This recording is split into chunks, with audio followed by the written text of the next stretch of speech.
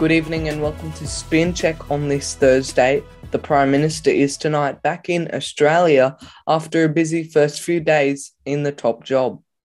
Anthony Albanese flew to Japan to meet the Japanese and Indian Prime Ministers, as well as US President Joe Biden. He was sworn in on Monday alongside Jim Chalmers, Richard Marles, Finance Minister Katie Gallagher, and Foreign Minister Penny Wong, with a full ministry expected to be announced next week.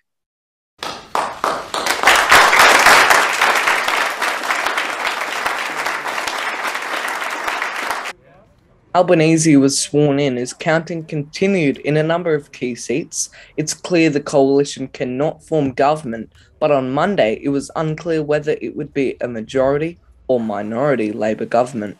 The party has made some significant gains in Western Australia, where it's claimed the seats of Hasluck, Pearce, Swan and Tangi, while independents took seats across Victoria and New South Wales, as well as Curtin in the West. Albanese is the country's 31st Prime Minister after the Governor-General accepted the resignation of Scott Morrison, who's also quit as party leader but will remain member for Cook. Now the new PM faces an increasingly large crossbench in both the lower house and the Senate, with large support for the Greens, Teal Independents and other minor parties. For more on this, I spoke to 6 News chief anchor Leo Puglisi on this earlier. Roman, of course, you, I, and pretty much everyone at 6 News was live on election night for about 6 hours on Saturday, and so we've seen the results come in on real time, and we're still seeing them come in tonight. I mean, it's really interesting to see how these results are playing out. I was predicting a Labor minority, and everyone at 6 News who was live on the night, that includes political commentator Matthew Hayne as well, was predicting a Labor minority.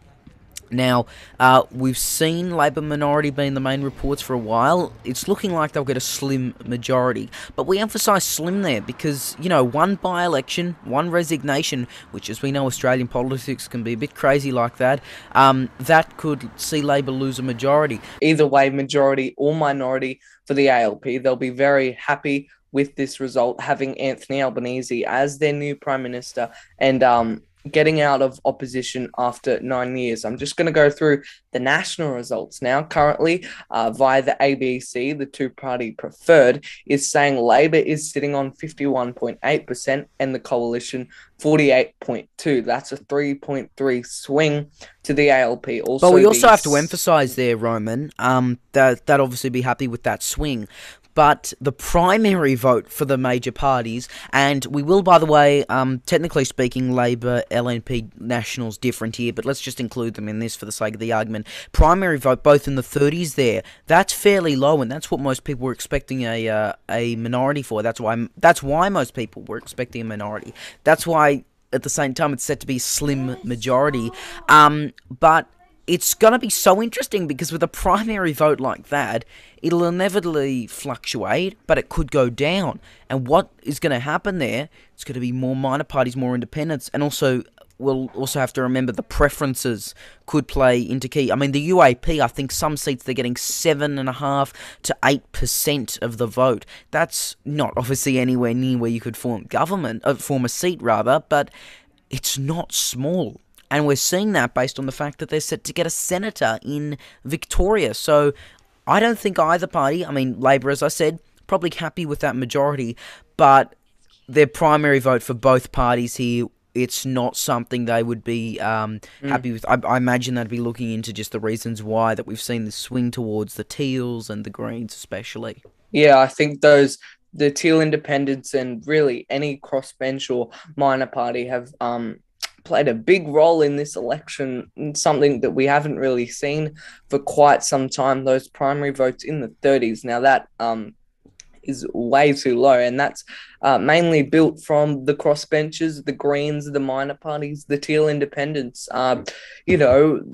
They have played a big role, and the coalition have sort of slipped away and they've not given up, but they let the Teal Independents take seats like the state of Victoria. There's only one more Liberal held seat in in the city, I guess, Yeah, or the Metro Melbourne. CBD. And we Yeah. have to remember, we don't want to get off track here, but November's the Victorian election.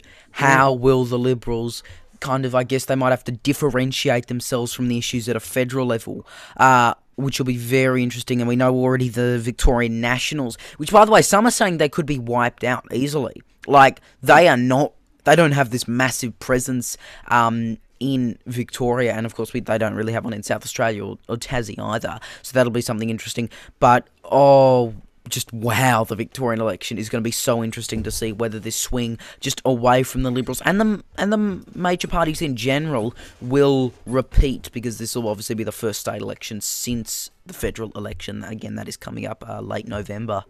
Yeah, I think the minor parties and those independents will have another big role in not only the federal election, but of course, as you mentioned, Leo, the Victorian election coming up in November. I guess you need to work out, well, are these voters going to vote the same party or the same candidate, not candidate, the same party rather, for the state level, I guess. And the other thing is Labor's. there, yeah, that the teal independents, we've seen reports in The Guardian that they might be running on a state level, and that includes Brighton, the seat of Brighton, that's currently Liberal held. That is part of the Goldstein electorate federally. That was Tim Wilson's seat. That's gone to an independent. Also, Tim Smith's electorate, though he resigned, he won't be contesting the next election, but it's Liberal held. Also part of the Kooyong electorate, won by an independent.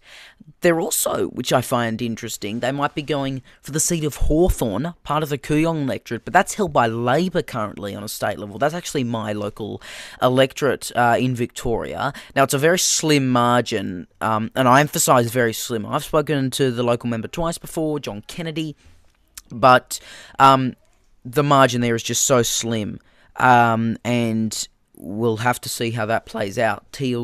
I don't think the Teals did contest in Labor seats, and they would be this time, which should be very interesting to see how that plays out amongst voters and their opinions. Now, of course, there are other seats they could go.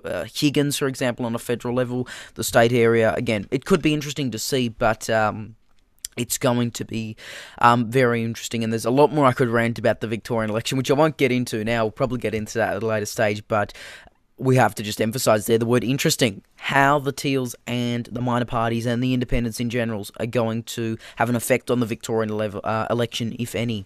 Leo, we saw a lot of media coverage throughout the campaign, and a lot of voters that were unhappy with the mainstream media, including those gotcha games. How will the media's reputation be hurt by these comments and opinions? We have to wonder whether they'll be hurt. Obviously, there are still plenty of people who tune in for the nightly news, and I have great respect for a lot of these journalists, of course. We weren't at any of these press conferences, might I add, where the so-called gotcha questions were asked. Now, of course, tough questions need to be asked of our leaders, and we will continue doing that here on 6 News. At the same time, that can be done without interrupting. We never interrupted our guests once, whether that be Scott Morrison or Anthony Albanese, with the exception of when Scott Morrison interrupted myself. But, that was a bit of a back and forth thing, which, by the way, can be checked out on our YouTube channel. Look, the media reporting, obviously there were some incredible stories broken throughout the campaign. Some interesting commentary and some inaccurate reporting I think we've seen later. I think there was Channel 10 reporting on polling that could see Catherine Deves win. It's ended up the independents have had a larger swing. Independent Zali Stegel, that is. In addition, I think Joe Hildebrand was writing in Sky News that the Teals might not pick up a seat.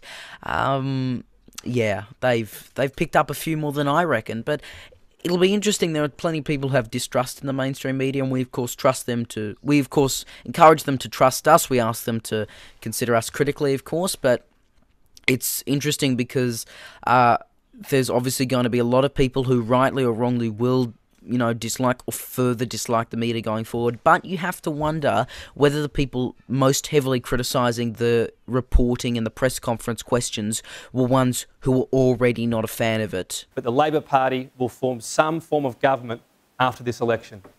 So Labor's won. Tom Connell, thank you for that. The declaration, Sky News has called it, Labor has won. Murray Watt, whether it be minority, majority, How does it feel?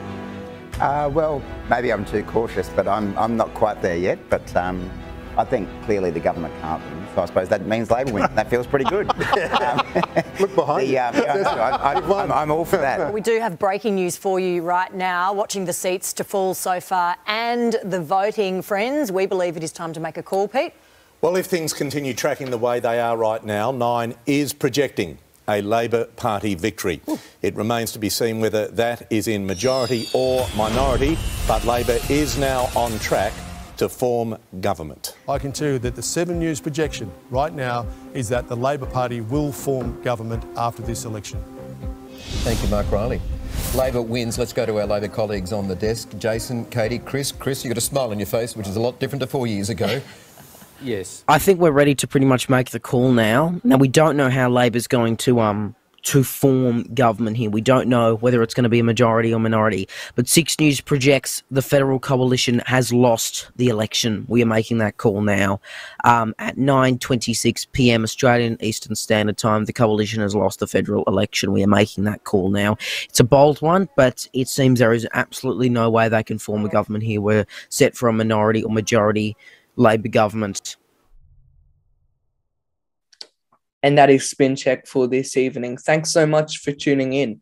A reminder that we'll be back at the same time next week, Thursday at 8 p.m. Eastern. And you can catch up anytime by subscribing to our YouTube channel. Just search 6 News AU to find us. We'll also have the latest headlines and breaking news this Sunday night. For now, though, I'm Roman McKinnon. Thanks for your company. Good night.